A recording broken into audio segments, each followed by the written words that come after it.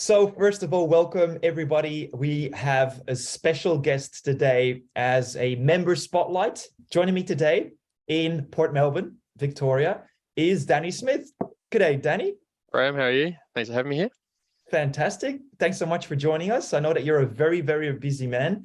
And just so that people can, first of all, get to know you a little bit more. You're very good at branding, I have to say. So it's very clear where you're from, but tell a little bit more, what do you do and who do you work for?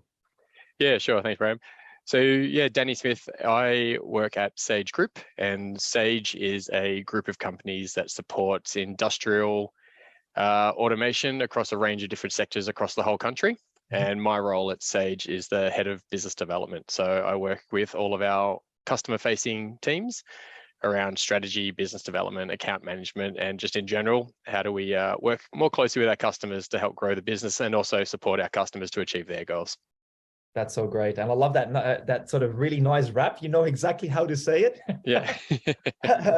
Now, one thing that people probably won't realize is that Sage is a company with over 500 staff.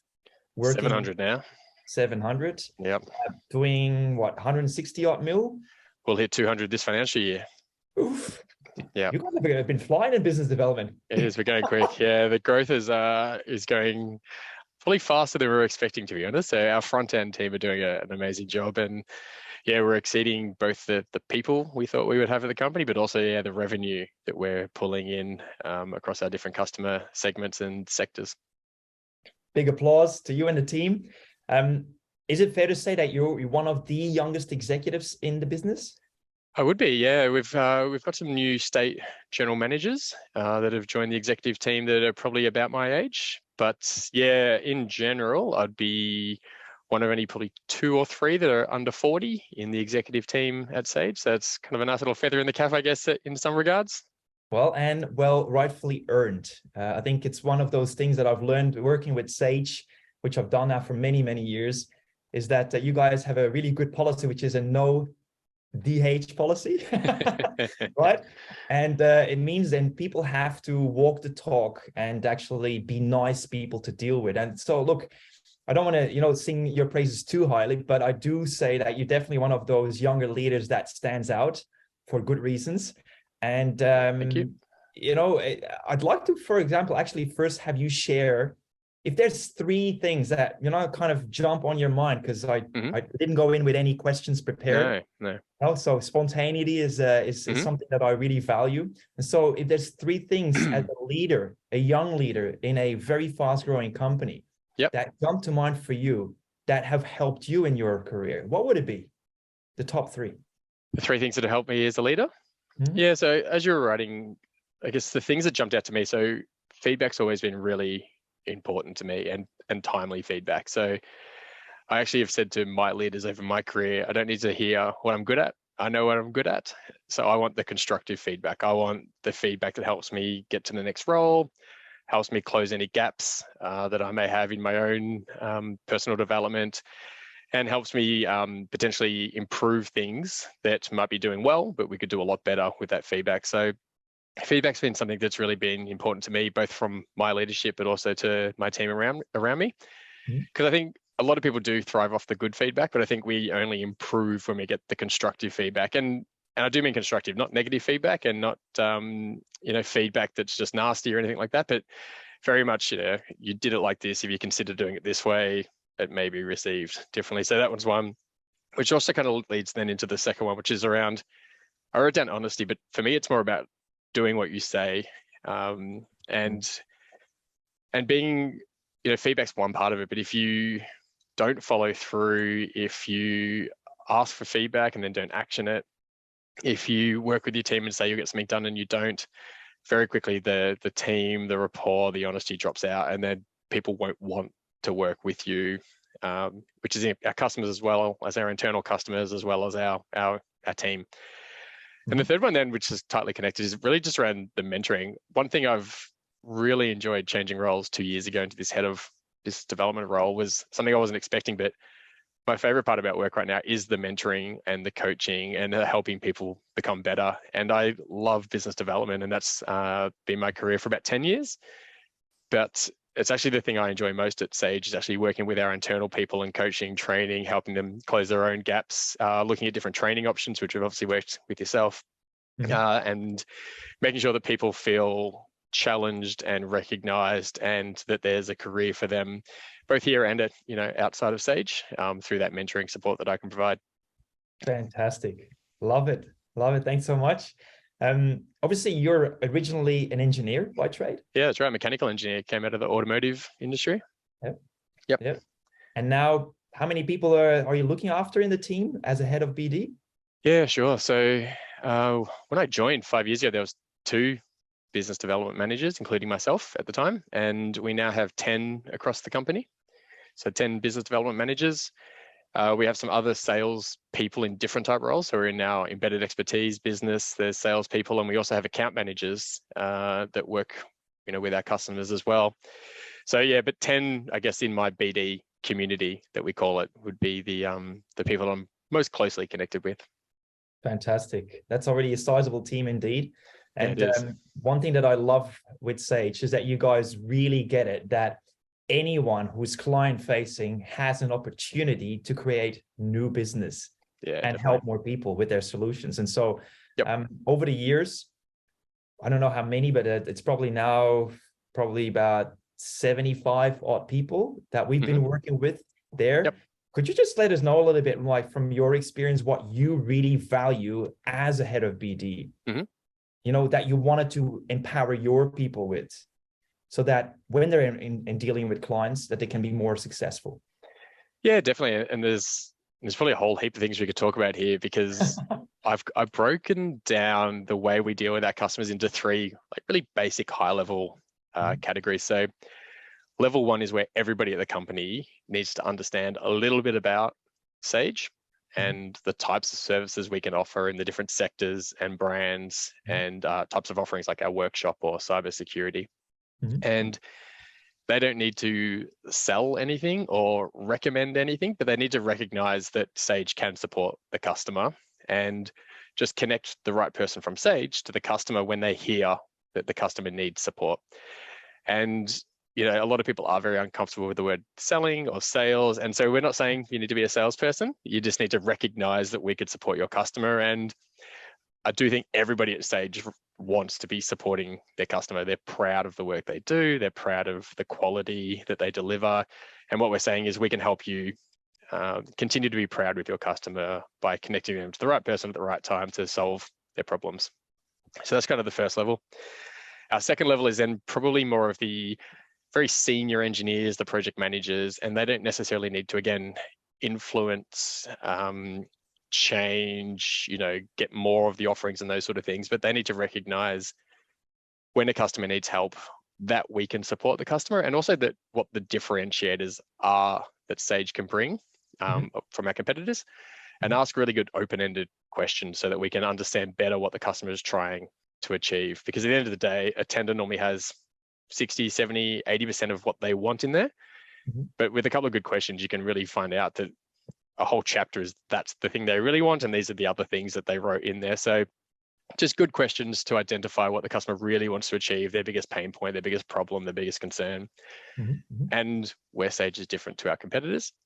And then the third level is really the most sophisticated selling and business development, which is where we want to have very long-term sales pursuits. We want to influence outcomes. We want to talk to all the decision makers, bundle as many Sage things together into one tender as possible, which makes it harder for our competitors to be competitive, but also brings more value to our customers, because then they can, do more things through Sage, which actually brings a lot of value for their procurement teams and their engineering teams and their management teams and OpEx teams, because there's one company that's doing a whole range of services that they can then leverage off. And it actually does lower overheads and lowers management and other things as well. So, but that is complex, and it takes time, and it takes a different level of confidence and communication. And so that's our level 3. So they're kind of our 3 basic levels: hear and understand, ask some good questions, and influence for the long term. Sweet. Fantastic. Now, obviously, we've been doing some work together for a while. We're about to start yet another group of BD type people. What's been so far the thing that you personally, in your own field, really appreciated from the accelerator that we've been implementing in your team, with your team? Yeah, and it has been really interesting because we're about to put through the next 20, I guess, of the course. So that'll be 50 people from our customer facing that have gone through the DISC assessment. But even Friday night, we had a strategy workshop Thursday, Friday, and we're talking to some external consultants around agile delivery. And then DISC came up and they were saying, oh, DISC is interesting because you understand where you are, but there's these other methodologies that, help you understand where you are. And I said, no, this is not for us how to manage people or understand ourselves. It's more about how do we communicate with our customers, both internally and externally, and get the most from those conversations with our customers. And all the feedback we've had from those 30 people that have been through it has been, really highly positive about the way they've adjusted how they communicate with their customers, both internally and externally. And we've had some really good examples. We've had kind of more junior service managers and people coming up saying, oh, this has been amazing. I've really struggled with this one customer for months. And then I just adjusted one little thing and then it opened up. And now we're the single sourced incumbent delivering all their service works. And we've had internal people saying that one person over there was really difficult to deal with, and we just could not break through how to deal with that internal person, and they were a high D.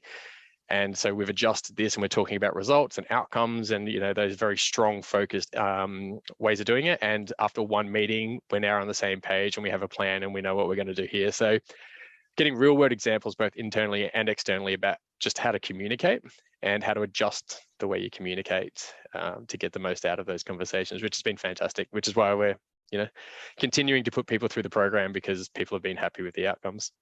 Fantastic. Thank you so much for clarifying. Yep. Is there any specific things that you guys have seen that you're doing, for example, also differently potentially in your tender writing or your marketing or your collateral that you're doing based on what we've gone through? Yeah, there is. And even we're talking about the level 1, 2, 3 a little while ago. So something that I've just started to implement across the business now is around these, what we're calling Sage stories. They're little 30-second case studies that you can read in 30 seconds. So they're not 2 pages and all the details and all the background, but we've got what was the issue, solution, benefit, and then the proof with a kind of a testimonial from the customer on one page.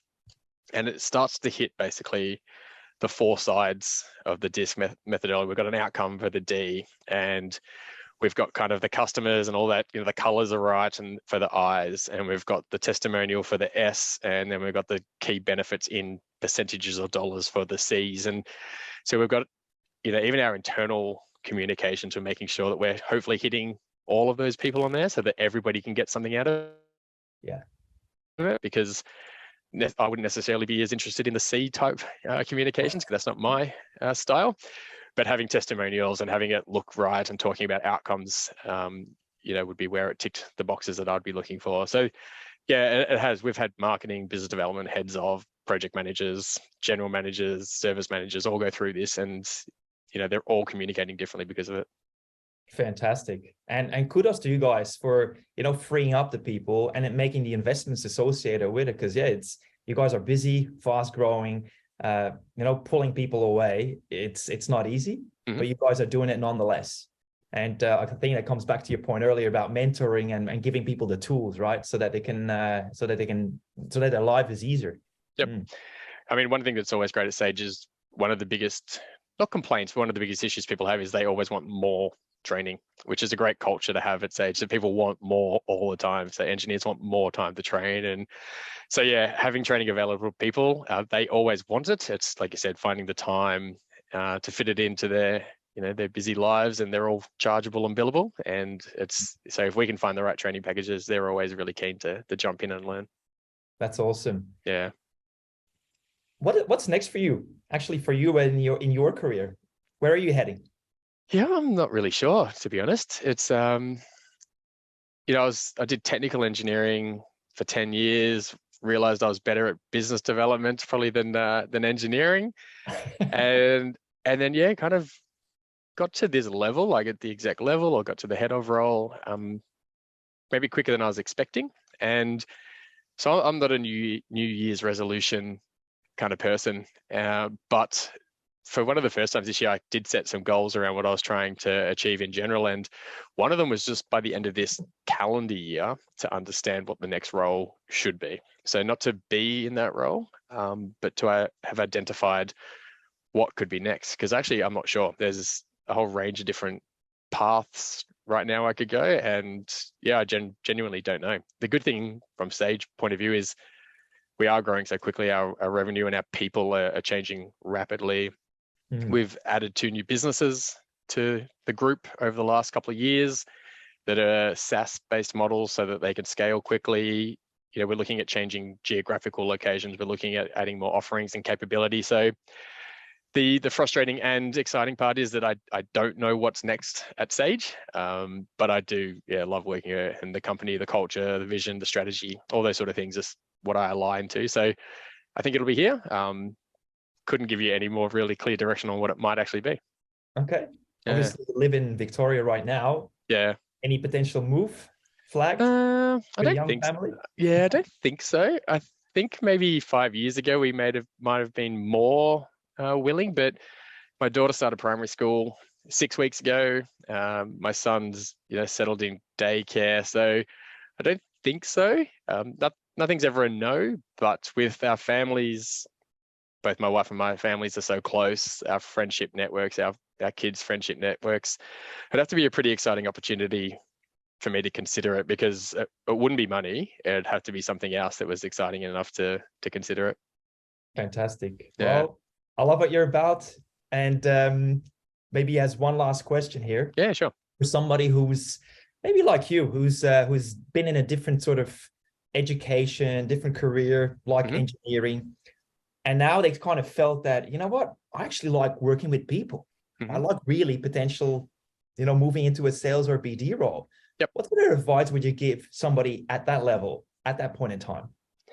Yeah, it's interesting because it depends on the motivations as well. So sales and business development typically pays a lot more than engineering, technical engineering. So if people are motivated by that, I would maybe lean on that. That wasn't my motivations. My motivations have normally been the recognition. So the thing that drives me more than anything is that I want people to be walking away saying, Danny's awesome at this and great at that and added a lot of value. And the BD side of things meant that I can work across, huge areas of the business, because it's all high-level strategy and business development. So, at Sage, I get to work across all of our physical locations. I get to work across all 4 brands that you can see over my shoulder. I get to work across all 7 sectors that we focus on within Sage as well. And so it gives me a lot of variety in my day. And I also really enjoy having to think on my feet, a little bit like this, this session.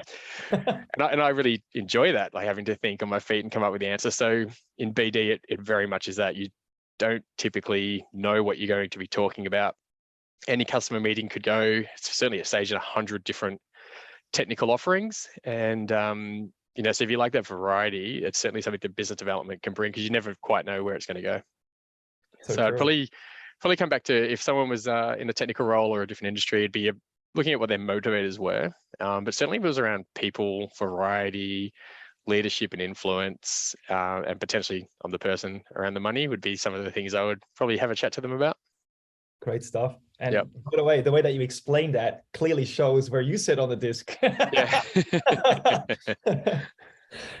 High eye for sure.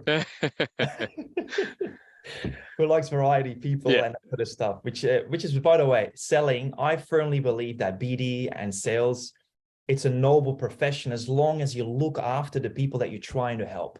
As long as you do that,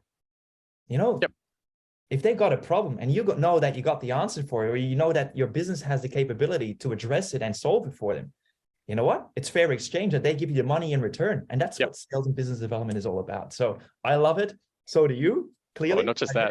I think it's repeat business. It's people that have short-term views on making high margins with minimal output for their customer in the short term. They get found out really quickly, and they don't get the repeat business, and they're not invited back at the next opportunity to support that customer, and whatever that is. That could be service, projects, training, consulting. It could be anything, but people get found out very, very quickly. And certainly in the automation industry that I'm in, it's a very small industry. Everyone knows everybody, and your reputation would certainly precede you if that's the kind of person you were. So I think as well, business development, it's not a dirty word, because people wouldn't invite you back if you weren't adding value back to their company. Well spoken. Yeah. Last thing, where can people find you if they wanted to reach out to you? Yeah, sure. I mean, LinkedIn is always a great place to start. It's amazing, again, in business development, because people have got their whole contact history and where they've worked and what they're doing and those sort of things. So certainly through LinkedIn, just looking for Danny Smith under Sage Group would be easy. Our website's gotosage.com. I think I'm listed on most of the sector pages down the bottom there. You can click the contact me kind of forms as well. And I guess, if they're looking at this, they can reach out through to you personally, and you can connect us as well, which would be great to see. So always open to have a chat with new people if there's something we can support them with. Great stuff. Danny, it's been a pleasure as always. Look forward to chatting you again soon. And really appreciate you taking the time to share some of your things here with people in the success community. And I wish you a fantastic day ahead. I appreciate it, Brian. Thank you, mate. We'll talk soon. All right, bye-bye. Cheers. Bye.